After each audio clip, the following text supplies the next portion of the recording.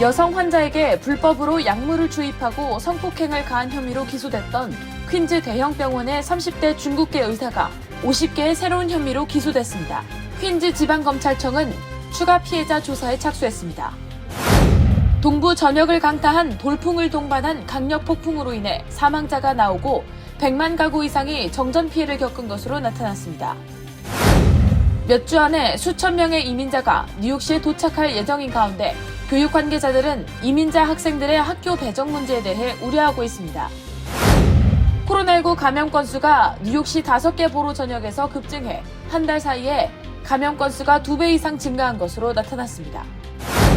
2020년 이후 급등한 금리로 인해 대출 빚이 많아진 부동산 투자자들에게 아파트 건물이 골칫거리가 되고 있다는 분석이 나오고 있습니다. 뉴욕시 퀸즈 라커웨이 해변에서 한 50대 여성이 상어의 공격을 받아 중태에 빠졌습니다. 뉴욕시경은 문제가 발생한 해변을 오늘 오전 11시까지 폐쇄했습니다. 뉴저지주가 시니어 주택 소유주들을 대상으로 재산세를 감면해주는 스테이 뉴저지 프로그램을 영구적으로 시행할 예정입니다.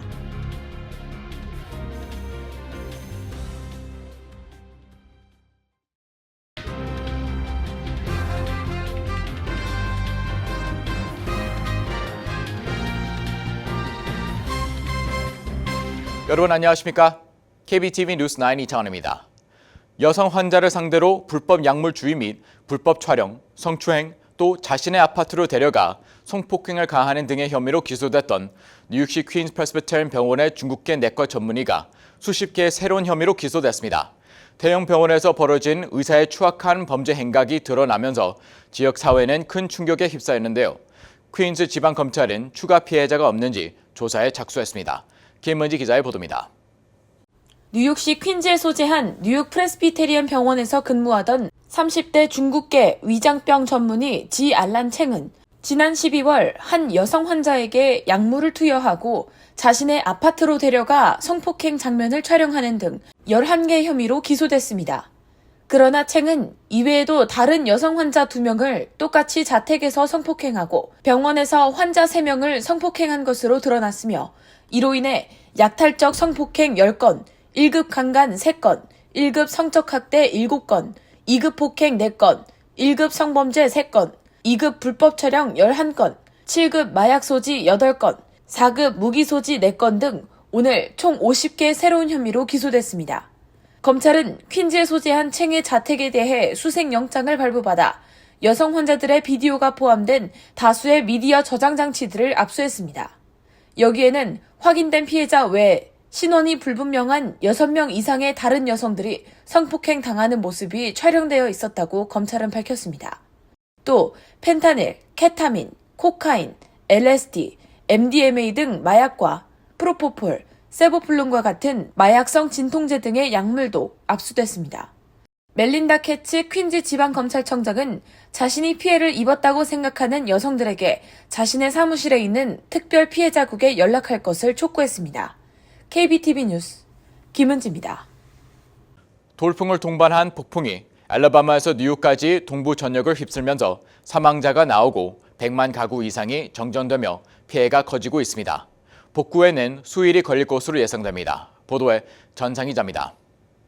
국립기상청은 어제 시간당 130km의 돌풍을 동반한 폭풍이 동부 전역을 휩쓸면서 알라바마, 조지아, 사우스캐롤라이나, 노스캐롤라이나, 메릴랜드, 델라웨어, 뉴저지, 펜실베니아, 테네시, 웨스트버지니아 등 동부 일대주에서 110만 가구 이상이 정전 피해를 봤습니다.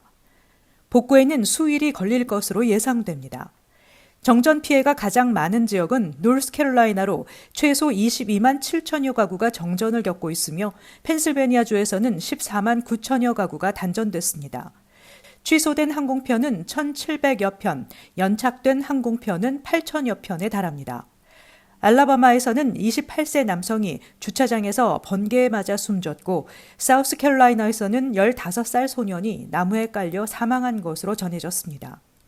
앞서 기상청은 어제 오후 9시까지 동부 일대에 토네이도 주의보를 발령했습니다.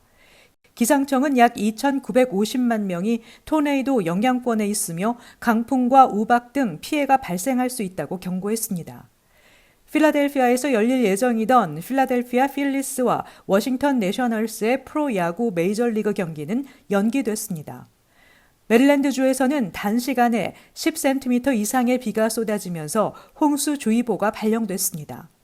이 밖에 여러 주에서 나무와 전신주 등이 쓰러져 도로나 집을 덮치는 사고가 잇따랐습니다. 기상청 소속 기상학자 크리스 스트롱은 브리핑에서 이것은 한동안 대서양 중부 지역에서 발생한 가장 강력한 악천후 상황 중 하나로 보인다고 말했습니다. KBTV 뉴스 전상입니다. 앞으로 몇 주 내에 수천 명의 이민자들이 추가로 뉴욕시에 도착할 것으로 예상돼 우려가 커지고 있습니다. 뉴욕시와 뉴욕주 교육국은 개학을 앞두고 이민자 학생들의 학교 배정 문제로 인한 비상대책회의에 돌입했습니다. 계속해서 전상 기자입니다. 뉴욕 포스트는 앞으로 몇 주 안에 수천 명 이상의 이민자들이 뉴욕시에 도착할 예정이라는 정보를 얻었으며 이는 지금까지 뉴욕시로 유입된 이민자 중 가장 많은 숫자가 될 것으로 전망된다고 보도했습니다. 뉴욕시는 이미 이민자 수용소가 포화 상태에 이르렀고 일부 난민 신청자들이 길거리 노숙을 이어가고 있는 상황이라 이민자들 중 다수는 뉴욕시가 아닌 뉴욕주 일부 구역으로 분산되는 것이 불가피한 실정입니다. 한편 교육 관계자들은 이들 이민자 중 학령기 아동과 청소년들의 학교 배치 문제에 대해 우려하고 있습니다. 뉴욕주 교육국장 베티 로사와 데이빗 뱅크스 뉴욕시 교육감을 포함한 교육국 관계자들은 대규모 신입생 유입에 대한 대책 마련을 주제로 회의를 진행하고 뉴욕시에 도착한 학령기 이민자 학생들을 뉴욕주로 어떻게 분산시킬지에 대한 논의를 이어갔습니다. 이민자들이 구체적으로 뉴욕주 어떤 지역으로 배치될지에 대한 정보는 공개되지 않은 가운데 교육국은 공동 성명을 통해 이민자 학령기 어린이와 청소년들이 학생으로서 기본적인 교육 서비스를 제대로 받을 수 있도록 하기 위해 최선을 다할 것이라고 밝혔습니다. 캐시 호컬 뉴욕주지사는 최근 기자회견을 통해 새 회계연도 예산안에 국경을 넘어온 이민자 가정의 자녀를 교육하기 위한 교육 예산으로 345억 달러에 달하는 대규모 자금을 배정해뒀다고 설명하면서 이들이 제2 외국어로서 영어를 익히는 데 필요한 전문 교사를 추가로 고용하고 학교별 수용 가능한 인원을 파악해 이들이 정착하고 적응하는 것을 돕겠다고 전했습니다. 한편 뉴욕시는 부족한 이민자 수용 공간 마련을 위해 센트럴 파크와 브루클린 프로스펙트 파크 등의 텐트를 치는 계획을 추진하고 있습니다. KBTV 뉴스 전상입니다. 뉴욕시 보건당국이 최근 코로나19 감염 건수가 한 달 새 2배 이상 급증하고 이 같은 확산이 5개 보로 전역에서 나타나고 있다고 우려를 제기했습니다. 자세한 소식 김은지 기자가 전해드립니다. 뉴욕시 보건국 조사에 따르면 코로나19 감염 건수는 5개 보로 전역에서 급증세를 보이며 7일 평균 감염률이 한 달 새 2배 이상 뛰어올랐습니다. 7월 4일 뉴욕시 7일 평균 감염 건수는 230건이었지만 7월 31일 기준 566건으로 2배 이상 뛰어오르며 125%의 증가를 기록했습니다. 보건당국은 특히 학교 개학이 한 달도 채 남지 않은 상황에서 이 같은 확산세는 우려스럽다는 입장입니다. 아시윈 바산 뉴욕시 보건국장은 코로나19 감염률이 우리 삶에 미치는 영향은 막대하다며 감염률이 높아질 경우 방역 지침 강화 및 학교 등교 시스템에도 큰 영향을 미친다고 강조했습니다. 이어 예방이 가장 중요하다며 증상이 있을 시 테스트에 나설 것과 마스크를 착용할 것, 또 열이 있을 경우에는 외출을 자제할 것을 다시 한번 권고했습니다. 뉴욕시 보건국은 최근 코로나19 테스트에 나서지 않는 시민들이 많다는 점을 감안할 때 실제 감염률은 훨씬 더 높을 것으로 예상하고 있습니다. 이 같은 감염률 증가세는 뉴욕뿐 아니라 전 세계적인 현상입니다. 이에 세계보건기구 WHO와 식품의약국 FDA 등은 현재 유행 중인 변이 바이러스인 XBB 계열에 대응하기 위한 신규 백신 접종을 권고하고 나섰습니다. 현재 모더나와 화이자가 이미 XBB.1.5 예방을 위한 백신 후보 물질 발굴을 끝내고 생산에 돌입한 상태로 모더나는 6월 중순 FDA에 허가 신청을 했으며 7월에는 유럽의약품청 EMA에도 승인 요청을 한 것으로 알려졌습니다. 올가을 새롭게 업데이트된 백신이 출시될 예정인 가운데 보건당국은 겨울철 실내 활동이 많아지기 전에 최대한 많은 시민들이 새로운 백신 부스터샷 접종에 나서줄 것을 강력히 권고했습니다. KBTV 뉴스 김은지입니다. 오랫동안 부동산 투자의 중심이던 아파트 건물이 시장에서 큰 골칫거리로 부상하고 있다는 분석이 나오고 있습니다. 높아진 금리로 인해 대출 빚이 많아지고 있다는 것입니다. 전상 기자의 보도입니다. 원격 근무 확산과 전자 상거래로 큰 타격을 입은 오피스 빌딩 또는 상가와 달리 임대형 아파트는 그동안 공실률이 낮았습니다. 그런데 아파트 부문의 주요 문제는 수요 부족이 아닌 2020년 이후 금리가 급등했다는 것입니다.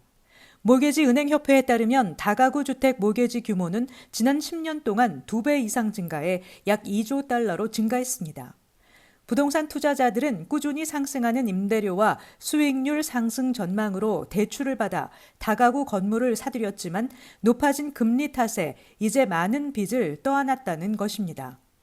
부동산 시장 정보 제공업체 트랩은 이에 대해 사무실 관련 부채의 거의 2배 규모라고 전했습니다. 또 2023에서 2027년 사이 만기 도래 다가구 건물 몰개지 규모는 9,807억 달러에 달하는 것으로 전해졌습니다. 이미 로스앤젤레스, 휴스턴, 샌프란시스코의 다가구 주택 소유주들은 수천 채의 아파트에 대한 채무를 이행하지 못하고 있는 것으로 나타났습니다. 변동금리 채무와 소액 투자자들의 현금으로 자금을 조달하는 신생 민간 회사부터 베테랑 부동산 투자자들까지 어려움에 처했습니다. 샌프란시스코 내 임대주택 95채에 대한 채무를 불이행한 베리타스 인베스트먼트는 다가구 주택 부문은 사무실, 리테일, 호텔 등 다른 자산군과 같은 많은 재정적 문제에 직면하고 있다고 밝혔습니다. KBTV 뉴스 전상입니다. 뉴욕시 퀸즈에 위치한 유명 해변에서 50대 여성이 상어에 물려 중태에 빠졌습니다. 뉴욕시경은 해당 여성이 위독한 상태라고 전하고 오늘 오전 11시까지 해변을 폐쇄했습니다. 강전민 기자의 보도입니다. 여름철을 맞아 해변을 찾는 주민들이 1년 중 가장 많은 이때에 뉴욕시 퀸즈에 위치한 라커웨이 해변에서 해수욕을 즐기던 50대 여성이 어제 오후 6시경 상어의 공격을 받아 중태에 빠졌습니다. 해당 여성은 인근 병원으로 이송됐지만 위독한 상태인 것으로 전해졌습니다. 사건 당시 뉴욕시경 및 뉴욕시 소방국이 현장에 출동해 구조에 나섰으며 해당 여성이 병원으로 이송된 뒤에도 뉴욕시경은 드론을 동원해 인근 해역을 살피며 추가적인 상어 출몰이 있는지 수색을 이어갔습니다. 주민들은 더위를 피하기 위해 가족 및 친지들과 자주 찾던 해변인데 이런 불미스러운 일이 발생해 더 이상 해변을 찾기 두려워졌다고 전했습니다. 이에 뉴욕시 공원국은 최근 지구온난화로 인한 기온 상승으로 해수면의 온도가 오르며 해변에 상어가 출몰하는 경우가 잦아졌다며 주민들에게 각별한 주의를 당부했습니다. 특히 몸에 상처가 있는 경우 상어의 공격을 받기 쉽고 상어가 나타날 시에는 소리를 치거나 물장구를 치면 되려 상어를 도발할 수 있다고 조언했습니다. 특히 상어가 한번 출몰했던 지역은 추가적인 피해가 발생할 가능성이 높은 만큼 주민들의 각별한 주의가 요구됩니다. KBTV 뉴스 강정민입니다. 미 전역에서 재산세가 가장 높은 뉴저지주에서 은퇴 이후 주택을 정리하고 타주로 이주하는 시니어들이 증가하자 주 정부가 시니어 주택 소유자들을 대상으로 재산세를 감면해주는 프로그램을 영구적으로 시행할 예정입니다. 보도에 김문지 기자입니다. 필 머피 주지사는 총 543억 달러 규모의 2023-2024 회계연도 예산안을 계획하면서 시니어 주택 소유자들의 재산세 감면을 통해 타주 이주를 막아내도록 하는 스테이 뉴저지 프로그램을 시행키로 뉴저지 주의회와 합의했습니다. 현재 뉴저지 주민들의 1년 평균 재산세는 9,500달러로 약 10,000불에 가까우며 이로 인해 은퇴 연령인 시니어들은 노후를 뉴저지에서 보내기 부담스러워하고 있는 것이 사실입니다. 이에 뉴저지 주정부는 2026년 1월부터 시니어 재산세 감면 프로그램을 시행할 것이라는 입장입니다. 현재 16선거구 민주당 앤드류 주이커 상원의원과 19선거구 민주당 크레이그 컬린 주 하원의장, 37선거구 민주당 앨렌박 주 하원의원, 16선거구 민주당 로이 프라이만 주 하원의원 등이 시니어 재산세 감면 프로그램 시행을 약속하고 있는 상황으로 이변이 없는 한 뉴저지는 2026년부터 연수입 50만 달러 이하의 가정에 한해 재산세 50% 감면 혜택을 줄 예정으로 감면 상한액은 6,500달러로 책정하고 있습니다. 아울러 대상자들은 기존 재산세 감면 프로그램인 시니어 프리지와 앵커 프로그램을 합산한 환급액과 스테이 뉴저지 프로그램 환급액을 비교해 더 큰 쪽이 제공됩니다. KBTV 뉴스 김은지입니다. 27년 전 성폭행 의혹과 관련한 민사소송에서 패소한 도널드 트럼프 전 대통령이 피해자를 상대로 명예훼손 맞소송을 제기했지만 패소했습니다. 트럼프 전 대통령은 성폭행 의혹 민사사건 평결에서 배심 원단이 원고 측은 성폭행이 아닌 성추행 사실만 인정했는데도 캐럴이 언론 인터뷰에서 성폭행 피해를 계속 언급해 자신의 명예를 떨어뜨렸다며 소송을 제기했습니다. 캐플런 판사는 판결에서 지난 5월 배심 원단이 암묵적으로 인정한 피해 사실이 법률상 좁은 의미의 성폭행에는 해당하지 않더라도 흔히 통용되는 의미에서의 성폭행에는 해당한다고 기각 사유를 설명했습니다. 최근 수년간 경찰관의 과잉 폭력 대응이 잇따라 논쟁거리가 되면서 경찰관의 직무 집행 과정을 영상으로 촬영해 올리는 이른바 경찰 감시 유튜버들이 인기를 얻고 있습니다. 경찰 감시 유튜버들은 경찰의 과잉 진압 실상을 알리고 표현, 집회의 자유를 규정한 수정헌법 1조를 존중하도록 경찰 조직을 일깨우기 위해 체포될 위험도 기꺼이 감수하고 있다고 말하고 있습니다. 가장 인기 있는 경찰 감시 유튜브 채널들은 광고와 구독 등으로 한 달에 15만 달러 이상을 벌어들이는 것으로 전문가들은 보고 있습니다. 개인 유튜버들의 수입은 한 달에 수만 달러 정도입니다. 한편 감시 영상이 경찰에 대한 악의를 불러일으켜 경찰과 민간인의 접촉 과정에서 긴장을 고조시키고 양측 모두를 위험에 빠뜨릴 수 있다는 비판도 나오고 있습니다. 오는 9월 1일부터 뉴욕주에서 담배 한 갑당 담배세는 1달러씩 인상됩니다. 이에 따라 담배세는 기존 4달러 35센트에서 5달러 35센트까지 오르게 되며 평균 10달러 53센트 수준인 뉴욕주의 담배 한 갑당 가격은 평균 12달러에 가까운 수준으로 오르게 될 전망입니다. 주 조세금융국은 뉴욕시에 적용되는 담배세 역시 기존 5달러 85센트에서 6달러 85센트로 1달러 올릴 전망입니다. 뉴욕시는 주정부 담배세에 이어 추가 로컬 세금을 부과하기 때문에 세금이 더 높습니다. 뉴욕주는 금연을 유도하기 위해 꾸준히 담배세 인상을 시도해 왔습니다. 담배세를 계속 올릴 경우 소비자들이 세금을 부과하지 않는 불법 마리화나 구매에 의존하거나 타주에서 담배를 구매한 뒤 뉴욕주에서 유통하는 불법 담배 유통이 더욱 기승을 부릴 것이라는 우려도 나오고 있습니다. 대한항공은 오는 21일부터 공항에서 당일 출발편에 대한 국제선 보너스 항공권과 좌석 승급 대기는 접수하지 않는다고 공지했습니다. 업체는 국제선 보너스 항공권과 좌석 승급은 사전 예약 및 발권을 조건으로 이용할 수 있으며 대기 예약은 예약 상황을 고려해 사전에 확약 조치되고 있다고 밝혔습니다.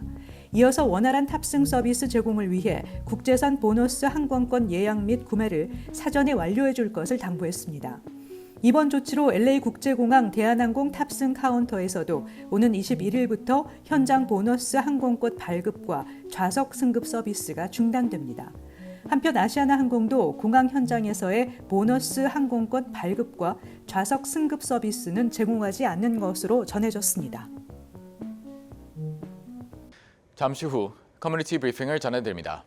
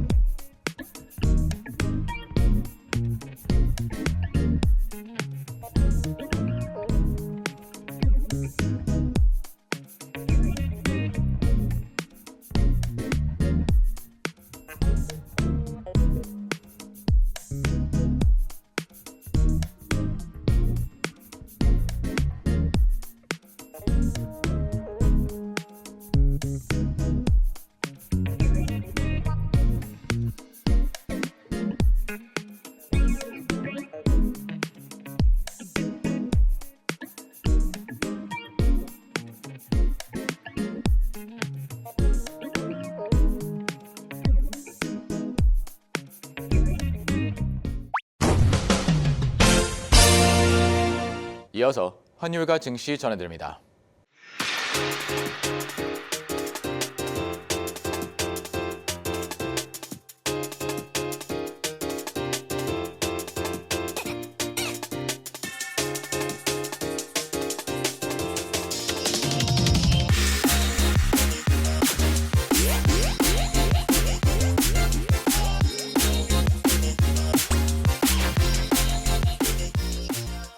잠시 후 뉴욕과 뉴저지 날씨 전해드립니다.